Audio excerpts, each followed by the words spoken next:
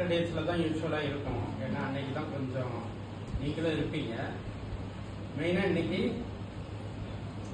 இந்த வாரம், அதாவது 4ஆம் தேதியிலேருந்து 11ஆம் தேதி வரைக்கும் உலக மனநல நாளாக அனுசரிக்கப்படுறது. வேர்ல்டு மென்டல் ஹெல்த் டேன்னு சொல்றது. அதில் நம்ம இன்னைக்கு கிளினிக்ஸ் இருக்கிறதுனால இன்னைக்கு 11th கடைசி நாள். இதை இன்னைக்கு மனநல நாளாக அனுசரிக்கிறோம். மனநல நாள்னா 2 சுழினா, 3 சுழினா இல்லை. 3 சுழினா வேற ஆளுங்க, அவங்க வேற துறையை சேர்ந்தவங்களோட பிரிவு. நம்ம இது மனநலம், அதாவது மூளை, பிரெயின், மைண்டுன்னு சொல்றோமே, அது சம்பந்தப்பட்டு சித்தம் கலங்குதல்னு சொல்றோம்ல, சித்தம், அது சம்பந்தப்பட்ட உலகம் பூரா நடக்கக்கூடிய நிகழ்ச்சி இது. இதுல மருத்துவரை போய் பார்க்குறீங்களோ, அதே மாதிரி மனதுக்கு நோய் வந்தா, அதாவது மனம் சம்பந்தப்பட்ட பிரச்சனைகள் இருந்தா, அது சாதாரண பதட்டமா இருக்கலாம், கவலையா இருக்கலாம், அல்லது தேவையில்லாத எண்ணங்கள் மனசை திரும்பி திரும்பி தோன்றதுனால இருக்கலாம். இங்க சில பேருக்கு அது மாதிரி இருக்கு. அல்லது ரொம்ப மனக்குழப்பத்துல மாய தோற்றம், மாய ஒளி, அது மாதிரி கேட்கக்கூடியவங்க, அது மாதிரி பிரச்சனையா இருக்கலாம். எதுவா இருந்தாலும் அதற்கும் எப்படி வைத்திய உலகத்தில் மருந்துகள், மற்ற வைத்திய முறைகள் இருக்கோ அதே மாதிரி வைத்தியங்கள் இருக்கு. அதனால மனநோய்க்கு மருந்து உண்டா இல்லை அப்படின்னு முதல்ல சொல்லுவாங்க.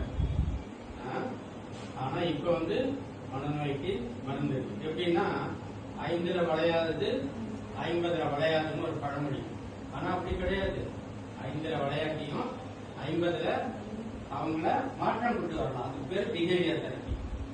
அதே மாதிரி வைத்திய முறைகள்லாம் மனநலத்தில் இருக்கு.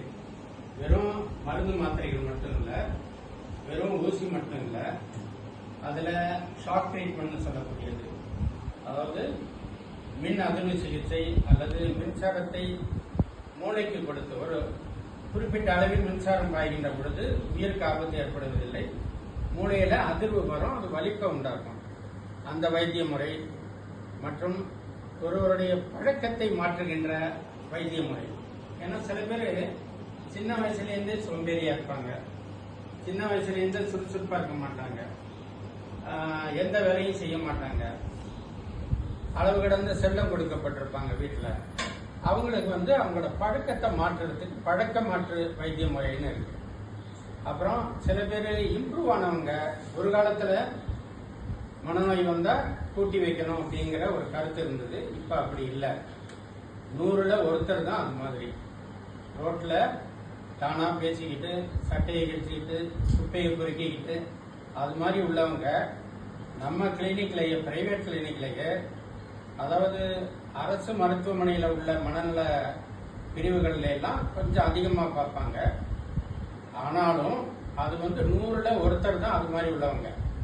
அவங்களுக்கு கூட முறையான சிகிச்சை பண்றப்போ 6 மாசத்துக்குள்ள அவங்களோட தொந்தரவுகள் 75% கண்ட்ரோல் ஆகிடும். அதனால வைத்தியம் இருக்குங்கிறத தெரிஞ்சுக்கணும். அதுதான் இன்னைக்கு மீட்டிங்ல உலக சுகாதார நிறுவனமும் சொல்லக்கூடிய கருத்து. மனநோய்க்கும் வைத்திய முறை இருக்கு. உடல் நோய் மாதிரி அதுவும் ஒரு நோய் தான். இதை புரிஞ்சுக்கணும். இப்ப உடம்புல கட்டி வந்தா ஆபரேஷன் டாக்டர்கிட்ட போறோம். அப்ப அந்த கட்டி வர டயத்துல அவங்க ஆபரேஷன் மூலம், சர்ஜரி மூலம் அதை எடுக்கிறாங்க. ஒரு காலத்துல சர்ஜரியே கிடையாது, அதோட அவஸ்தைப்படணும். அதே மாதிரி மனநோயில கட்டி போட்டுருவாங்க. நீங்க கேள்விப்பட்டிருக்கலாம், ஏர்வாடியில சங்கிலியால பிணைக்கப்பட்டாங்க. நீண்ட நாள் மனநோயாளிகள், கவனிக்கப்பட முடியாதவங்களை அங்க கொண்ட சங்கிலியால பிணைச்சிருவாங்க. ஒரு வீட்லயும் அவங்க என்ன முடியுமோ அந்த சாப்பாடு கொடுத்து ஒரு பணம் வாங்கிப்பாங்க. அது மாதிரி இருந்த பட்சத்துல இது நேட்டிவ் ட்ரீட்மெண்ட் சொல்றது. இது சயின்டிபிக் பேசிஸ்ல, விஞ்ஞான அடிப்படையில் உள்ள வைத்தியம் இல்ல. அது மாதிரி ஒரு சம்பவத்தில் தீ விபத்து ஏற்பட்டு அதுல 40 பேருக்கு மேல இறந்து போனாங்க. அப்போ சுப்ரீம் கோர்ட், அதாவது உச்ச நீதிமன்றம், நம்ம டெல்லியில உள்ள நம்ம இந்திய அரசாங்கத்தின் உச்ச நீதிமன்றம், அவங்களே அதை வழக்கா தாமாக முன் வந்து வழக்கெடுத்து அவங்களுக்கு என்ன செய்யணுங்கிறத ஒரு சட்ட திட்டங்களை கொண்டு வந்தாங்க. எல்லா அரசாங்கத்துக்கும், எல்லா மாநில அரசாங்கத்துக்கும் வேண்டுகோள் விடுத்து, ஆர்டர் போட்டு, ஆணையிட்டு, அவர்களுக்கு மனநோயாளிகளுக்கு என்னென்ன கிடைக்குது அப்படின்னு அதை ஒட்டி பல இடங்கள்ல மனநல காப்பகங்கள், மனநல மருத்துவமனைகள், தனியார், அரசு எல்லாம் உண்டாக்கப்பட்டு வருகின்றன. இப்போ நான் ஒரு 2010 நான் வேலூர் அரசு மருத்துவமனையிலேருந்து வேலூர்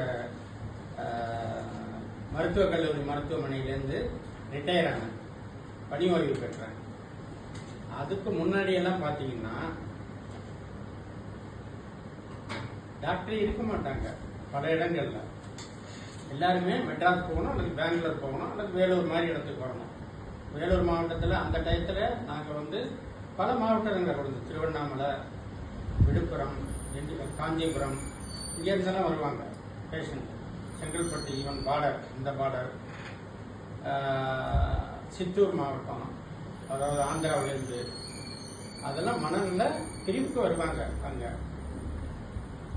ஆனால் இப்போ சுச்சுவேஷன் மாறி இருக்கு, சூழ்நிலை மாறி உள்ளது. எல்லா இடத்துலையும் வைத்திய வசதிகள் இருக்கு. அவர்களுக்கு அருகாமையில் உள்ள மனநல பகுதியையோ மனநல மருத்துவரையோ அவங்க வசதிக்கு ஏற்ற மாதிரி கலந்து ஆலோசனை பெற்று இம்ப்ரூவ் ஆகுறாங்க. இப்பயே நம்ம பிரிவில் நான் 1985 வேலூர் அரசு மருத்துவமனையில் மனநல மருத்துவராக இருந்தபோது வருஷத்துக்கு 2000 பேர் பார்க்கப்பட்டனர். நான் 2010 வெளிவந்த போது 35,000 பேர் பார்க்கப்பட்டார்கள். இப்போ வேலூர் அரசு மருத்துவமனையிலையும் மருத்துவக் கல்லூரி மருத்துவமனையிலையும் தகுதியான மருத்துவ நிபுணர்கள் இருக்கிறார்கள். அங்கேயும் ஏன்னா நமது அரசாங்கம் உலகத்திலேயே இந்தியாவில் வைத்திய வசதி நல்லா இருக்கு. அமெரிக்காவில் உள்ளவங்க கூட இந்தியாவுக்கு வைத்தியம் பார்த்துக்கிறாங்க. ஆப்ரேஷனோ மற்ற சிகிச்சைகளோ, கண்ணுக்கோ மூளைக்கோ இருதயத்துக்கோ இங்கே பார்த்துக்கிறாங்க. எத்தனையோ நாடுகள்லேருந்து இங்கே இருதய, இப்போ சமீபத்தில் கூட ஒரு நாட்டிலேருந்து வந்தவங்க இருதய மாற்று சிகிச்சை செய்யப்பட்டது சில நாட்களுக்கு முன்னாடி.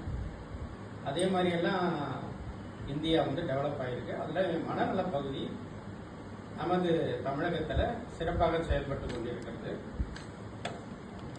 எல்லா தாலுகா மருத்துவமனையிலையும் மனநல மருத்துவர்கள் இருக்காங்க. அவங்களுக்கு வசதிப்படி அவங்கள உபயோகப்படுத்திக்க வேண்டியது. இன்னமும் அரசாங்கத்துக்கு மனநலம் மட்டும் அவர்களது பொறுப்பு இல்லை, வேறு எத்தனையோ உறுப்புகளில் உள்ள நோய்களுக்கும் அவர்கள் பார்க்க வேண்டியதாக இருக்கிறது.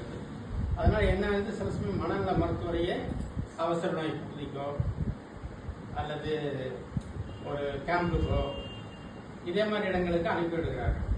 அது மாதிரி அனுப்பும்போது அந்த கொஞ்சம் டாக்டர் இல்லாமல் போயிடுறாங்க அப்படிங்கிற ஒரு கம்ப்ளைண்ட்டும் இருக்கு. ஆனால் முடிஞ்ச வரைக்கும் வாரத்துக்கு 1 நாள் 2 நாள் மாவட்ட தலைமை மருத்துவமனைகளில் டாக்டர் இருக்காங்க. புதுக்கோட்டை மாதிரி உள்ள இடங்கள்ல மிக சிறப்பாக நடைபெறுகிறது. ஆகவே இவ்வளவு கருத்துக்களையும் நான் சொல்லியவன்